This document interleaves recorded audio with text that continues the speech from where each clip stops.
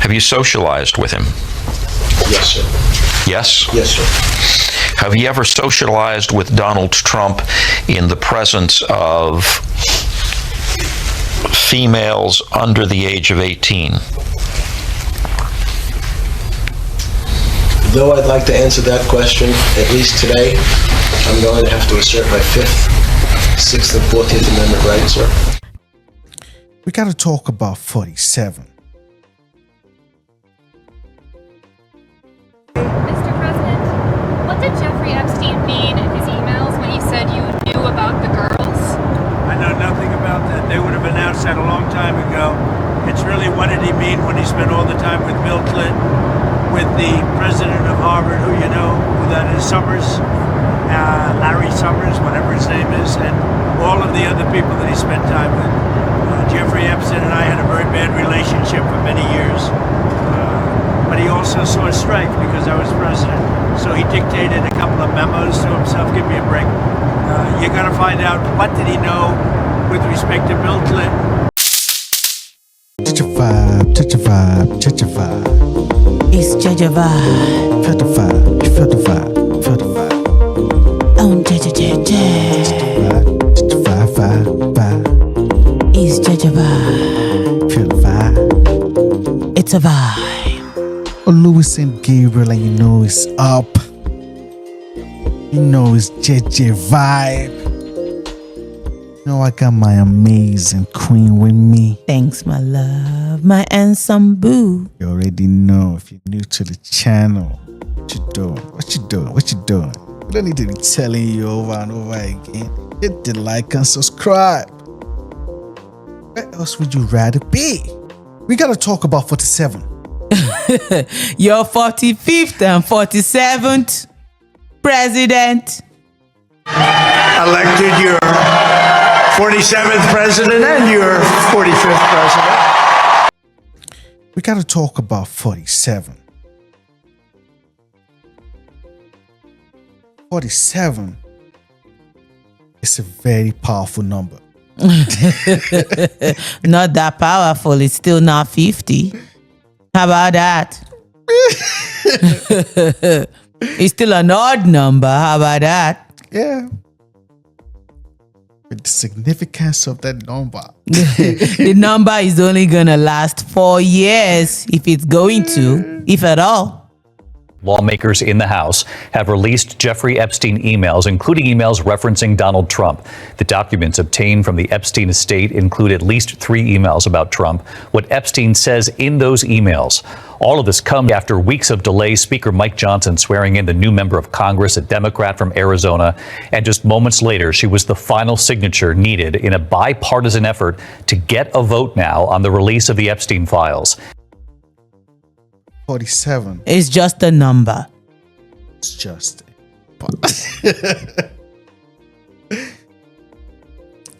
We've seen what has been happening in the news lately. Free speech is being targeted right now.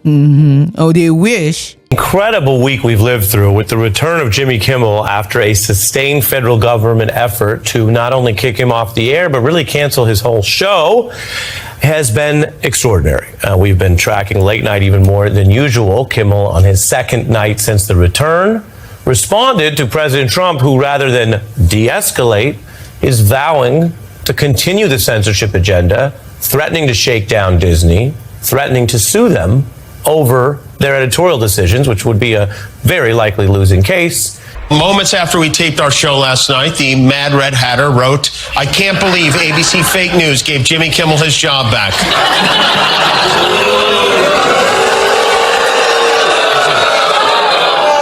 You can't believe they gave me my job back. I can't believe we gave you your job back. Last time I went after them, they gave me $16 million.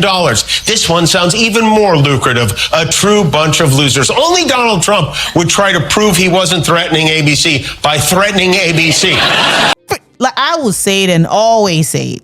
Free speech is here to stay forever. Facto. The punchline is the truth. Remember, This thing has backfired so much on Donald Trump, drawing out all kinds of rebuttals, including from some Republicans, that he is both denying it, as we showed you recently. He admitted a censorship agenda, then blatantly misled about it and said it was just a Kimmel ratings problem, then doubled down on the censorship with this threat: oh, I'll sue you over this if you don't do what I want.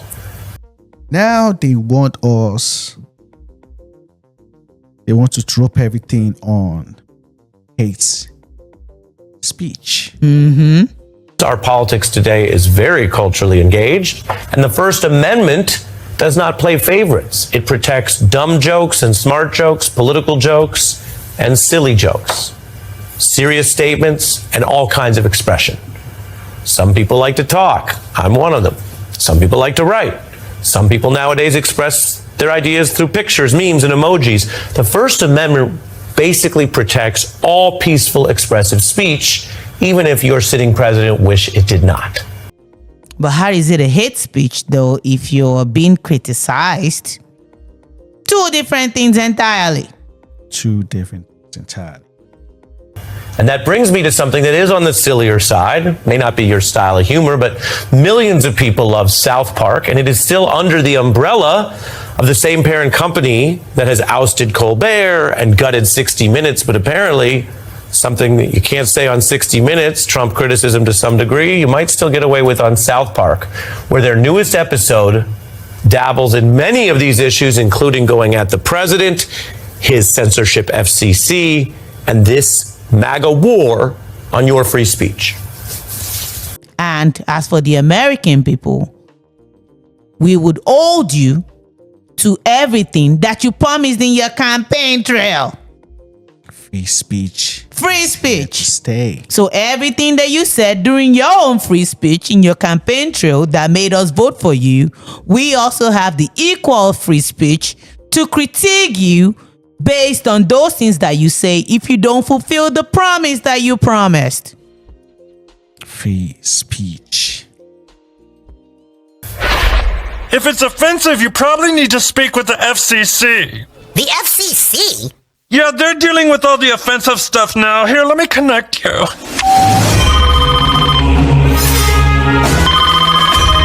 An offensive government app? I better go speak with the president right away. Will the head of the FCC be okay, Doctor? If you continue to interfere, I will make things very difficult for you.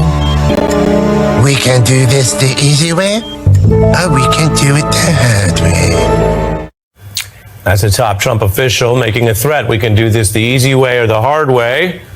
There, it's a mockery of J.D. Vance, the vice president, speaking to the FCC chair. Is that just silly, hyperbolic language in a cartoon? Or is it what Trump's FCC chair literally said, trying to kick Kimmel off because they can't take a joke and they don't respect the First Amendment? We have talked about it. Like we talked about free speech and the fact of censorship when it comes to even till dates. We see that is being there are lines that are being the new laws or new ideas of what free speech is. Like on YouTube, there's some things that I can't say. No, there's some things that they think that we cannot say. At the end of the day, as free humans, we would say whatever we want to say. And if you get it, you get it. If you get it, you get it. And if you don't get it, forget about it. Because some humans are meant to be free with the free speech. How about that? We just gotta be free to be able to express ourselves. But we don't support the idea of expressing yourself to now harm anybody. Mm-hmm. You're entitled to your opinion. Express yourself, but don't project that to anybody. Or don't use your expression to. Or don't try to express yourself now, and then in return you don't want people to express themselves now. Really? Yes. It goes both ways. It goes both ways. It's a give and take. I respect you, you respect me. If I have my opinions, I have my opinions, and you have yours. And it's okay for us to debate. We can agree to disagree. That's what free speech is about. Respectably. Easy. For civilized humans. all of this, ain't nobody got time for that. We're too grown for that shit. We just want to say hello and say hi. If you don't say hi, it's okay. Then you go about your business. You keep it moving. Keep it moving. Okay. Next time I will throw greetings towards you. Yep. And we stay in each other's place. Easy. Each other's space. But crazy. Baba said he had a big announcement to make. Right in the middle of the memorial, when he was giving his memorial speech to Charlie Kirk, he said he's going to have an announcement with RFK, that they're going to have something big to announce. And Baba's announced. Shit. It's not funny though. It's glitching for the 47th now. How about that? Yo, man. Tylenol is the problem now. Don't take Tylenol. Don't take it. If you just can't, I mean, it's just fight like hell not to take it. There's a strong response this morning from major medical groups that are taking issue with the White House's announcement tying autism to women using Tylenol during pregnancy. The whole announcement that we're all waiting for was Tylenol. First, effective immediately, the FDA will be notifying physicians that the use of let's see how we say that. Acetaminophen. Is that okay? Which is basically commonly known as Tylenol during pregnancy, can be associated with a very increased risk of autism. So taking Tylenol is not good. Tylenol, really? Over the counter, really? Crazy. That was the big announcement. So if you guys missed the announcement, that's the announcement. With everything that's going on in the country, Crazy. and how people are losing their jobs every day, or how people can afford to buy food, pay their electricity bills, utilities. Crazy. U.S. President Donald Trump is warning of an economic and national security disaster if the Supreme Court overturns its use of emergency powers to impose sweeping tariffs on nearly every country. Speaking Monday, Trump claimed the tariffs have generated trillions in tariff and investment income. The numbers were reported so incorrectly.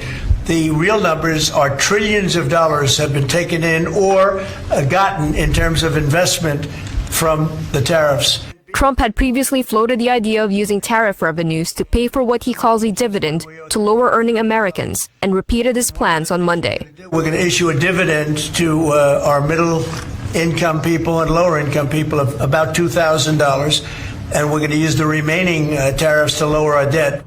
During last week's oral arguments on the tariff case, Supreme Court justices cast doubt on Trump's authority to impose tariffs under the 1977 International Emergency Economic Powers Act, which contains no references to tariffs. Justice Amy Coney Barrett suggested it could be a mess for the courts to administer refunds to U.S. importers who have paid tariffs that were declared illegal. Trump took issue with media reports about the amount of duties collected that the government might have to repay if the Supreme Court agrees with a lower court that Trump's sweeping tariffs were illegal. So they're not giving the right numbers. It would be an economic disaster. It would be a national security disaster if we lost the case in the Supreme Court. It remains unclear exactly when the highest court will rule and whether companies will be entitled to refunds of more than $100 billion in IEEPA tariffs paid so far if Trump loses. The tariff debate comes as Trump's poll numbers have slipped in recent months, with growing public frustration over inflation and economic uncertainty, driving voters toward Democrats in recent elections. Yet Trump hailed what he called a decline in inflation since he took office, arguing that food prices and energy prices were coming down and inflation would be down to 1.5%, quote, pretty soon. But government data shows tariffs continue to push up costs for everyday goods, from clothing and furniture to appliances and sporting gear. Consumer prices rose 3% in the year through September, slightly higher than the previous month. Now let's take it to the Middle East. You saw what happened in Doha. Israel's stunning surprise attack on Hamas leaders in Qatar, a strong American ally. Video circulating online shows the moment of the strike. People fleeing for cover. Locals report hearing multiple explosions, as many as 15 Israeli jets involved. Doha was attacked by Israel. It was. It's a busy residential neighborhood. There are embassies here, an international school, a major shopping mall. This strike has sent shockwaves throughout the Middle East. The strike causing international outcry. Qatar condemning the attack. And you remember when Trump came in, he went to the Middle East, went to the Gulf states, went to Qatar, Dubai, Saudi Arabia, and it was a grand entry. Mm-hmm. Like, they took him in, like... He even got a gift, a plane. Like, MBS was holding him and driving him around. And so, like, MBS did welcome Joe Biden the way he welcomed Trump to Saudi Arabia. President Donald Trump got a warm welcome in Saudi Arabia Tuesday, even before Air Force One landed. It was accompanied on the way into Riyadh by several Saudi Arabian F-15s in a ceremonial honor escorting him into the royal airport. They literally rolled out the purple carpet for the president, and he was greeted by the Saudi Arabian Crown Prince Mohammed bin Salman, who's the prime minister and de facto ruler of Saudi Arabia, who's become a very close friend and partner of President Trump. And the pageantry in a moment like this is in some ways the message, but it also serves to highlight how the U.S. Has moved closer to Saudi Arabia over the last several months with President Donald Trump back in the White House, and how valuable the president sees this partnership with Saudi Arabia being to carrying out his regional and global ambitions. Got so many investments. Got a plane. Investment deals. That's going to help the economy. I applaud him for that. Also got a plane. We're like, it's kind of looking too much now. But still, no problem. But now, after the Doha attack, the response that this Gulf states that you've assured them, they don't see the response from you when it comes to them being attacked. Yeah, because Boss Bibi counteracted his deals now. Boss Bibi. The first call we had from an American official was at 3:56, which is 10 minutes after the attack.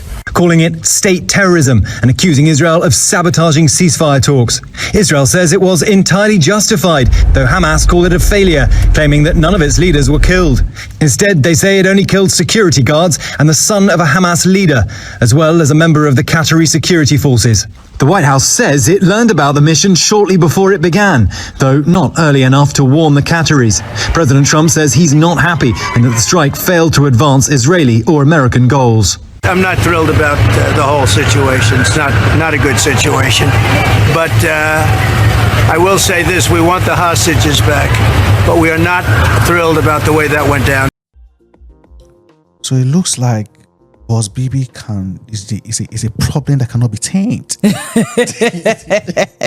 doesn't know when to stop. We have an episode on, I guess, dived a little bit on it when it comes to Kirk now. Boss Bibi just goes on and does anything he wants to do. Mm-hmm. And now it has created a weird kind of tension right now in the Middle East where and the US. Yeah. It's looking like you were just here a couple of months ago. So my question is, are you going to return the plane now? Oh my God. President Trump is firing back at the heat coming his way for accepting an extraordinary gift from Qatar's royal family, a $400 million plane that will serve as the new Air Force One. I could be a stupid person and say, oh no, we don't want a free plane. He lashed out at reporters who questioned the Qataris' motives. Let me tell you, you should be embarrassed asking that question. They're giving us a free jet. Don't touch my plane. At the end of the day, it's not gifted personally. It's gifted to the government. Please don't touch my plane. Just leave the plane. You can touch it. Just leave the plane. The plane is a 13-year-old Boeing 747A, and looking inside, you can see why it's known as the Flying Palace. Plush carpet, sleek leather furniture. Trump got a personal tour in February and was clearly smitten. I think it's a great gesture from Qatar. I appreciate it very much. But the gift is getting slammed today from both sides. Bernie Sanders is calling the deal farcically corrupt and blatantly unconstitutional. Far-right Trump ally Laura Loomer says, I would take a bullet for him, but this is really going to be such a stain on the administration. I'm so disappointed. So right now it's a weird relationship right now. Saudis and everybody there, they're trying to now create alliance. An alliance with other, because you've messed with one of them. Your boss has messed with one of them now. Boss BB. Yep. Boss BB. Hi. Qatar has held an emergency summit over Israel's attack on the country that targeted Hamas leaders there. Now, this summit brought together Arab countries as well as Islamic countries in a sign of support for Doha, which has been a key mediator in the ongoing Israel-Hamas war. Boss BB doesn't want to stop, man. Are you going to return that plane now? Oh my God. Boss BB's nah. We will do whatever we want. And they're still not even... Like, there's still no sign of we apologize. Still, like, we can still attack tomorrow. Like, like, oh, that was a mistake. Or these guys are like, Americans don't want this war. Bibi is putting everyone through. It's crazy. It's crazy. Crazy. So it's a weird relationship right now when it comes to the Gulf states, United States. It's a iffy relationship now. This guy doesn't want to stop. Can't tell him to stop, so we have to go find our help somewhere else. That's what it's looking like right now. They're forming their alliance. And where does that leave the Americans? Because the UN too, they voted. The high-level meeting at the UN began just days after French President Emmanuel Macron declared his intention to recognize Palestine as a state at September's annual meeting of the General Assembly. The only realistic, just and sustainable solution is two states, Israel and Palestine, living side by side in peace and security, within secure and recognized borders on the basis of the pre-1967 lines. Palestine's prime minister called upon Hamas to put down their weapons. Hamas must end its rule of Gaza and hand over its weapons to the Palestinian Authority. And we stand ready to invite regional and international forces to be deployed in full coordination with the state of Palestine. But the UK foreign minister drew the loudest applause. It is with the hand of history on our shoulders that His Majesty's government therefore intends to recognize the state of Palestine when the UN General Assembly gathers in September here in New York. Yeah, so it's also been, they've also announced that Palestine is now a state. As it should be. But the United States hasn't approved that yet. UK has come out to say they approve. France has come out to say they approve. Most European countries has come out to say they approve of the Palestinian states. But America hasn't agreed yet. So it's crazy. Israel hasn't, it's real.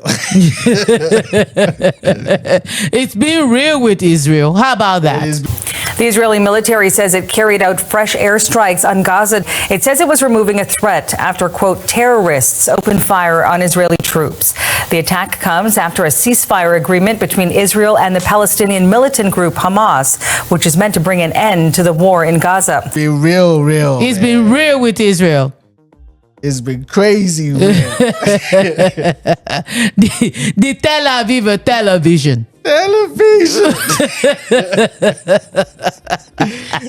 Pretty much every morning you wake up and open your phone and think to yourself, I wonder if this roiling fight on the right is still ongoing. The fight over who's a Nazi and who's Nazi adjacent and who should be platformed and who should be deplatformed. That fight, the one that has mesmerized ex-users across the world. What is that fight actually about and how long will it continue? Well, the first thing to know about it is that it didn't start 3 weeks ago with Nick Fuentes' appearance on a podcast. No, this has been a fight taking place mostly behind the scenes since January. And that tells you a lot about what it's actually about. So here's how it began. Donald Trump inaugurated January 22nd of this year. Almost immediately after, he is visited at the White House by the first head of state to come to Washington, the Prime Minister of Israel, Benjamin Netanyahu. And the visit is not simply a congratulatory visit. They're not actually allies in any sense. Remember that Benjamin Netanyahu was one of the very first to congratulate Joe Biden after the 2020 election. So there's probably not a lot of warmth there, just guessing. No, there was a purpose to the visit and the subsequent visits by the Prime Minister of Israel to Washington, and that was to get American support for a regime change war in Iran to overthrow and replace the government of Iran, which the nation of Israel sees as its primary regional threat. The Tel Aviv television. Man, what you guys think about 47? The approval rating is going down. The polls are going down. Yep. Also, the Epstein issues now, claiming that he doesn't dawdle, and he does. Infamous birthday book drawing released by Democrats on the House Oversight Committee, who say it was given by President Trump to Jeffrey Epstein years ago. Part of a tranche of documents the committee says it received today after it subpoenaed Epstein's estate. The drawing shows the outline of a woman's torso, breasts, and hips with a message that reads, in part, "We have certain things in common, Jeffrey," and later, "Enigmas never age," before the closing words, "Happy birthday, and may every day be another wonderful secret." At the bottom, a familiar scrawled signature. The note's existence, initially reported by the Wall Street Journal in July. The paper says it was part of a book compiled by now convicted sex trafficker Ghislaine Maxwell, given to Epstein when he turned 50 in 2003. That report prompting immediate pushback from the president, who filed a $10 billion defamation lawsuit against the journal. His lawyers alleging no authentic letter or drawing exists. You maintain you did not write a letter for Jeffrey Epstein's birthday? I don't even know what they're talking about. Now, somebody could have written a letter and used my name, but that's happened a lot. The press secretary tonight arguing it's very clear President Trump did not draw this picture and he did not sign it.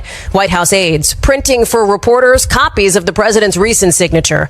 For his part, President Trump has repeatedly insisted he doesn't do drawings, despite sketches, mostly skyscrapers signed by him that have been put up for auction over the years. I don't do drawings. Sometimes people say, would you draw a building? And I'll draw 4 lines and a little roof, for a charity stuff. But I'm not a drawing person. I don't do drawings of women. That I can tell you.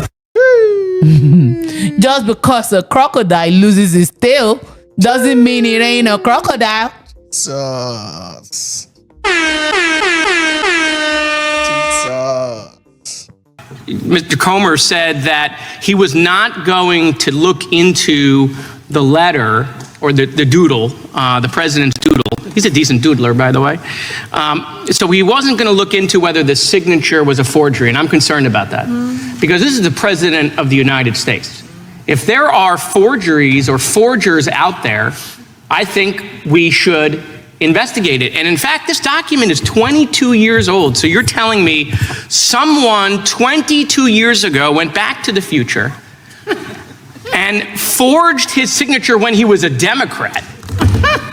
And somehow this person was Nostradamus, knew he would become a Republican, become president 22 years later. Jesus.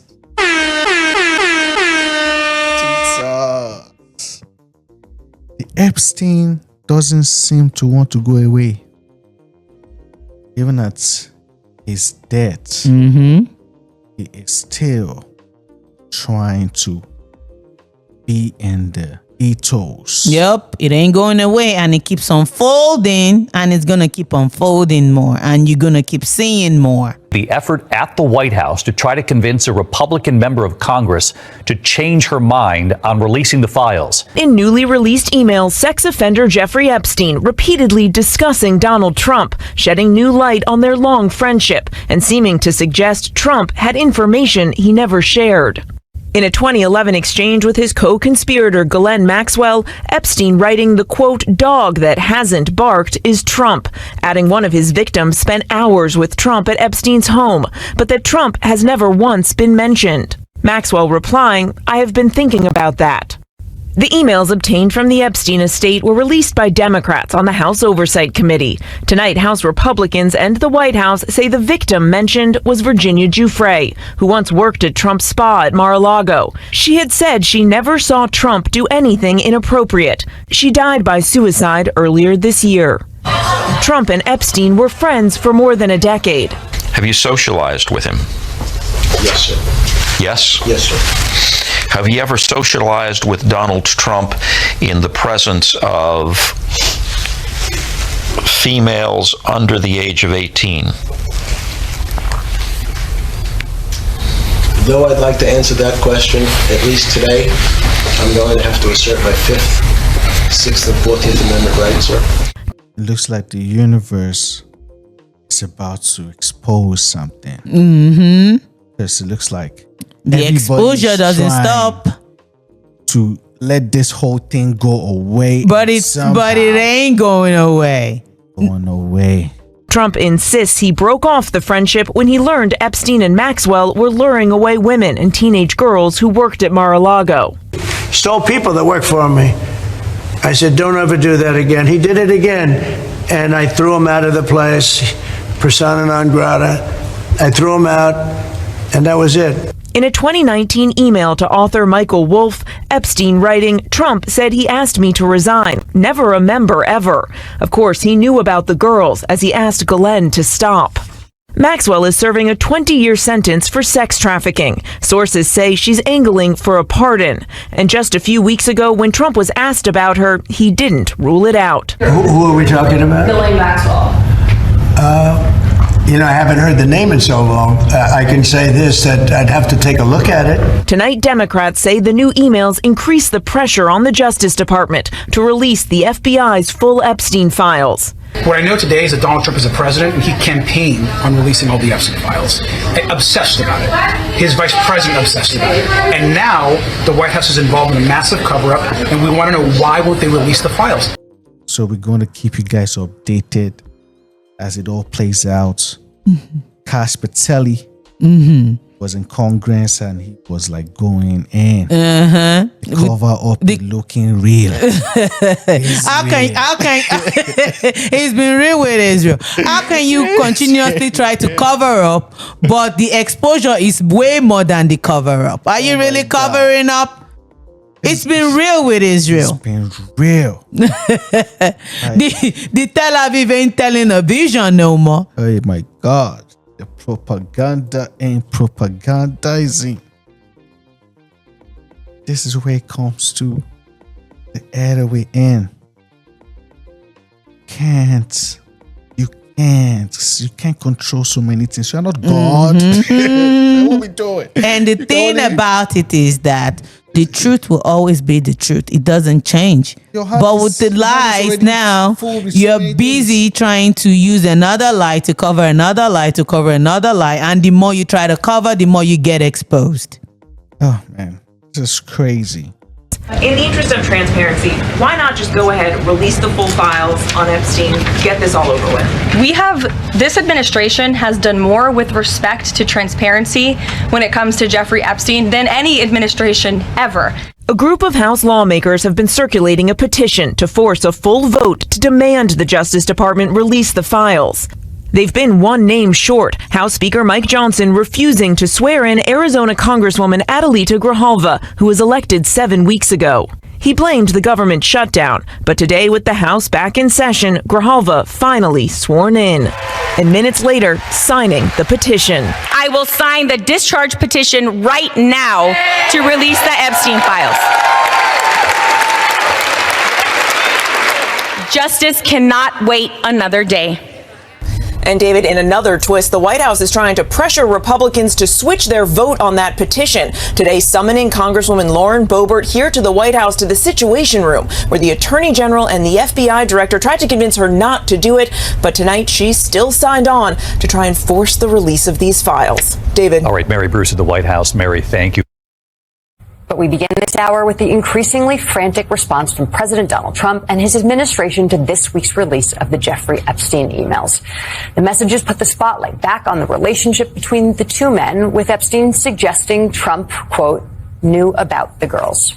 Trump has now called on his Attorney General, Pam Bondi, to begin an investigation into high-profile Democrats and the late sex offender to try and deflect the attention from Trump. Not only has Pam Bondi followed the orders, she, along with FBI Director Kash Patel and Trump, have attempted to persuade Republican Congresswoman Lauren Boebert not to sign on to a bill to force a vote on the release of all of those files. The vote on the discharge position is expected to happen. This is crazy. Crazy. We'll see you guys in the next one. What you guys think about the Epstein cover-up? What you guys think the about the 47th is nothing but a number. 47 is nothing but a number. Trump spoke publicly for the first time about the Epstein emails. He once again denied any knowledge of Epstein's crimes. And he explained why he doesn't want Republicans to support releasing these files. You think it's bad to talk about it because it gets away from the subject of how well the Republicans are doing. And when you talk about the Epstein hoax, what happens is you're not talking about how well we've done. That's the whole purpose behind them. They want to waste people's time, and some of the dumber Republicans like that. All of this is a dramatic reversal from what Trump, Bondi, and others in his administration had previously promised to do when it came to the Epstein files. Would you declassify the Epstein files? Yeah, I would. The DOJ may be releasing the list of Jeffrey Epstein's clients? Will that really happen? It's sitting on my desk right now to review. Who has Jeffrey Epstein's Black Book? Black Book. FBI. But who? That is I mean, that's under direct control of the director of the FBI. Seriously, we need to release the Epstein list. That is an important thing. It's a new day. It's a new administration, and everything's going to come out to the public. The public has a right to know. What you guys think about the whole Tylenol announcements? Drop a comment and let us know. If you're new to the channel, don't forget to hit the like and subscribe. We're out of here now. See you in the next one. It's JEJENALYSIS. It's JEJENALYSIS. You feel the vibe. You feel the vibe.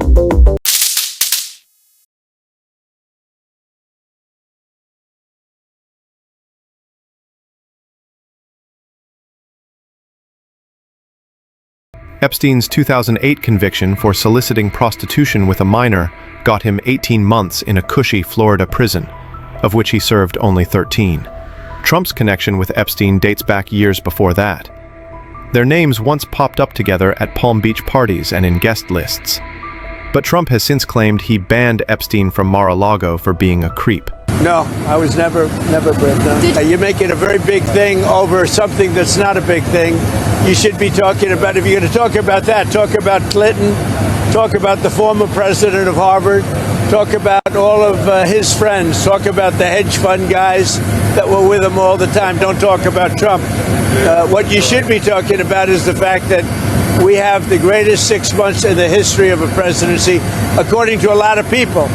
Now, these newly unearthed emails show Epstein still referencing Trump years later, even during Trump's presidency in 2019. In one 2019 email to author Michael Wolff, Epstein pushes back on Trump's version of events, writing, "Trump said he asked me to resign. Never a member ever. Of course, he knew about the girls as he asked Ghislaine to stop. That's a direct contradiction of Trump's long-held claim that he threw Epstein out for stealing young spa workers. Author Michael Wolff, best known for his Trump tell-alls, told CNN he barely remembers the context, but confirmed Epstein often spoke about Trump. In another email, dated December 2015, the night of a CNN Republican debate, Wolff warns Epstein, "I hear CNN planning to ask Trump about you." Epstein responds, "If we were able to craft an answer for him, what should it be?" To which Wolff writes, "Let him hang himself. If he lies, you gain leverage. If he wins, you save him, and he owes you."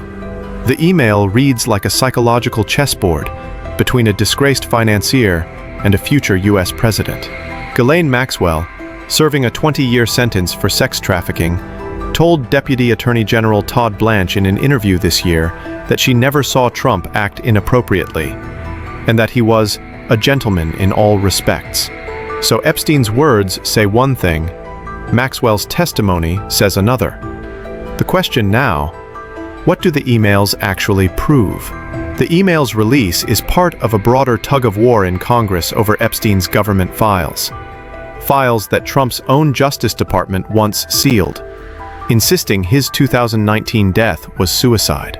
Democrats say more transparency is needed.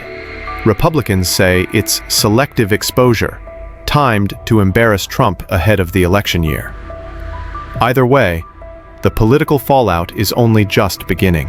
With a new vote coming up to declassify Epstein-related files, one thing's certain. This isn't the last time Washington will say the name Epstein, or the word emails.